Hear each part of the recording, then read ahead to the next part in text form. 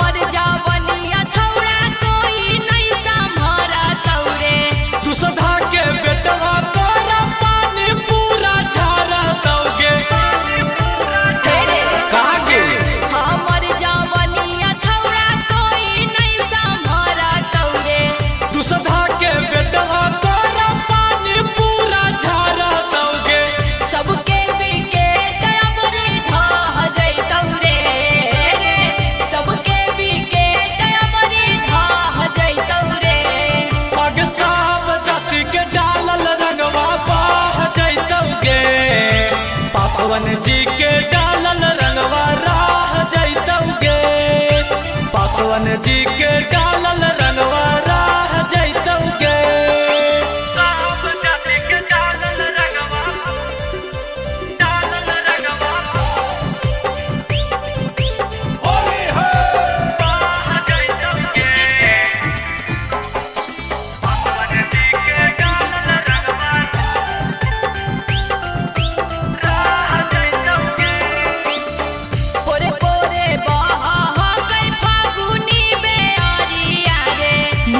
Paswan